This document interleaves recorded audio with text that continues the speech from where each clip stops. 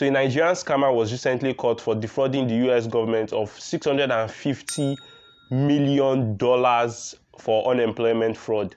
And if you saw how they caught him, you will be shocked. So let's quickly see the details of what happened, and then in the end, you should stick to the end. You'll be surprised about how this guy was able to pull off this scam. Now, the suspect, who is from Nigeria, is accused of using the identities of people in Washington State to claim unemployment payments. And Cairo 7's Gary Horker is live now in Kirkland, where some of those victims live. And Gary, the suspect is linked to a similar scam in other states also. Yeah, would you believe 10 other states this person is allegedly prolific?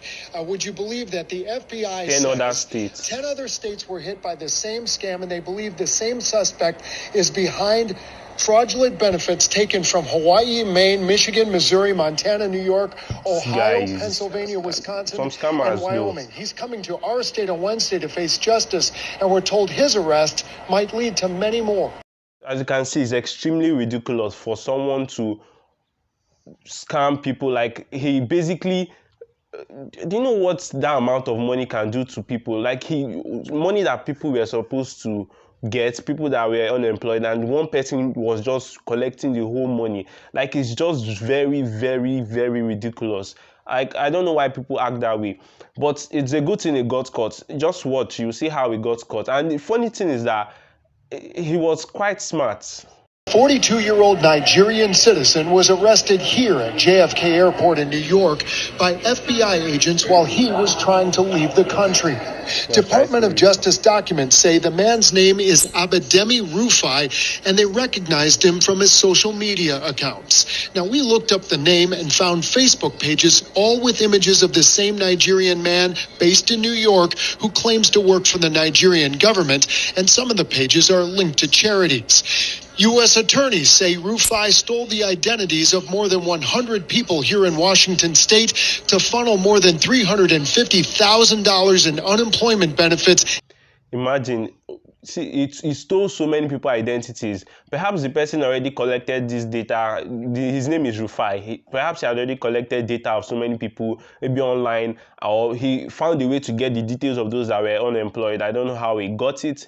Perhaps he has some people higher than him, but he got these people's details, and then all he needed was a Gmail account, because in all these details they request for your Gmail account so that they will be able to, because Gmail account is like unique. Okay, no two people have the same Gmail account, so that's like the only thing that they could use to I think make the payment. So he actually used that Gmail account to pull off this scam. And let's just continue watching. You will see further how he did it. Into his own bank account from the Washington State Employment Security Department.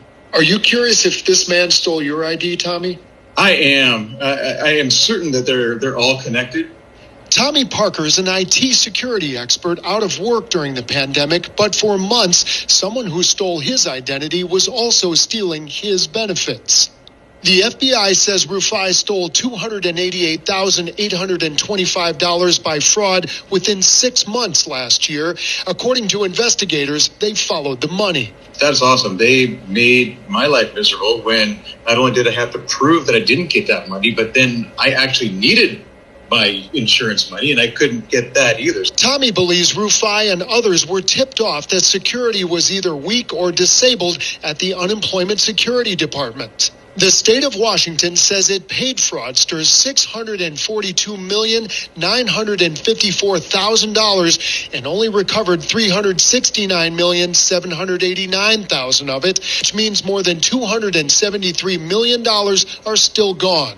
Tommy believes the arrest of Rufai could be a game changer. So this is an awesome first step, and hopefully they'll be able to squeeze some information out of that guy and find the rest of the people connected to this. So he's obviously not working alone. There were so many other people. First of all, there were people that gave him intel, and then I'm sure he didn't pull this scam alone, because it's very ridiculous for someone or one person to pull off this type of scam. So, but it's a good thing it got caught, though. It's a good thing it got caught. So the way he did it is what you will see right now. So just stick to the end. The way he did it, it will just surprise you. I'm sure most people will not even think about it, or most people will just be shocked. So the FBI told me that this suspect did something remarkably simple, but it also avoided detection from the fraud alert systems. Here's what he did. These are the actual email addresses he used with Gmail.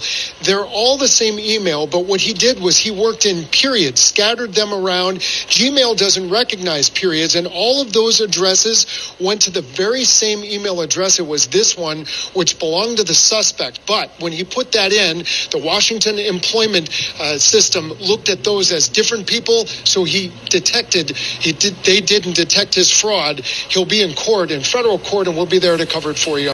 So the way he was able to pull off this fraud was after collecting the details of so many other people, like after impersonating them. So he was required to use Gmail accounts for those details he has impersonated. So it's from those emails that they will be able to make those payments, those unemployment payments. So what he did was that I don't know if I should call it a Gmail vulnerability or a feature that shouldn't be, or that they should get, that Gmail should fix in their platform. So what he did was that he got to put periods. Period is just like a dot between the main email, as you can see on your screen. This was the main email, and then he just had to add periods between each and every one of the other emails. And the thing is that this email is just the one without period is the original email. But if anything, if you send an email to the ones with period, it will go to the one without period, which is like the major one. So I don't know, I think it's a flaw in Gmail, or maybe they didn't see that this kind of things will happen. But hopefully, since they were the ones that investigated it in the end, they will fix this thing and then hopefully change it, because so far it's been affecting a whole lot. And I'm sure so many people have been getting away with this. Like US alone, just US alone, and it's not just US that these scammers target. They target UK and so many other countries, even Nigeria. So, but these Nigerian scammers have targeted US, and US has lost billions, not millions. Just one person got away with some millions.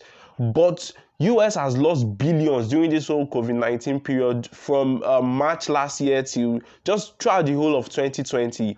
People have lost a whole lot of money, and it's very sad because money that was supposed to go to people is what one person is siphoning, which is I don't know. The person is just, all these things just bring a bad name to Nigeria as a country, and it's not good. It's not good in any way at all. I don't just know what to say. That money is a whole lot. So, but now I'm sure you would be wondering, how was he now caught?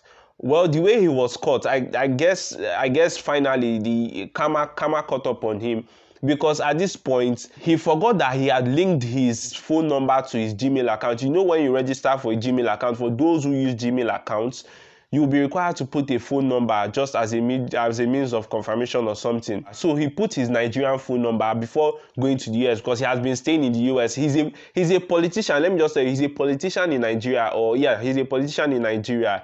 Like an aide to the governor of a particular state.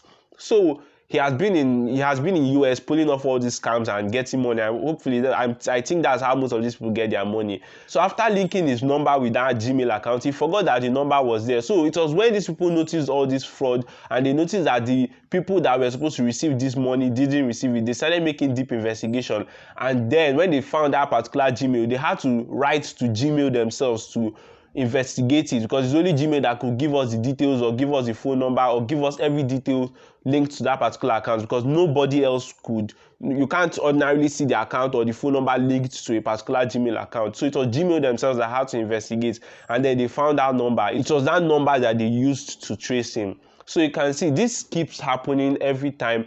But one thing I need you to know is that personally, you just have to do your best to secure yourself, to secure your money, to secure your funds. Know the best online safety practices. Know that you're not supposed to click on phishing links, because this is not the first time you are seeing these things. I'm sure this is just a minor incident, because I'm sure you know the one about the I think Obiwani or something they call him, the one that stole billions from US. I guess 2 years ago, the one that Forbes said was under 30 richest men, until he was caught to be a scammer.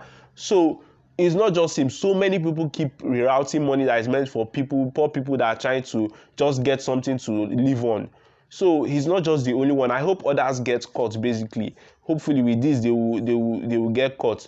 But you need to personally protect yourself. you should be able to detect some of these things. You should be able to know not to click on links and everything. Online safety is really important, because imagine, like I said, you could have been one of the people that their details was stolen online. You could be one of those people that lost all this money, and to get it back, even though they might get it back, it will be difficult and it might take a whole lot of time.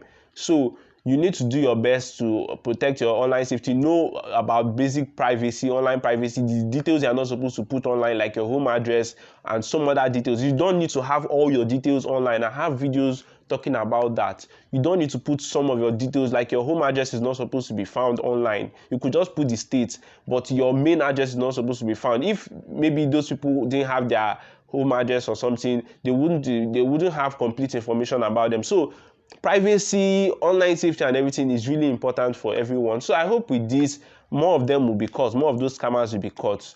So I guess that's all. Please subscribe to this channel if you are new to this channel. We expose online scams and then we teach online safety so that everyone will be safe, and then you get more awareness in terms of the recent scams and how to stay safe from them. So thank you for watching this video. Remember to watch these videos we have on the screen. They are really informative. Just go ahead and go through the videos. You don't need to take it once, but you can just watch the videos bit by bit and then gain all the information that are in those videos. You can go ahead and drop your opinions or your comments on what you think about this, and I'll see you next time. Remember to stay safe.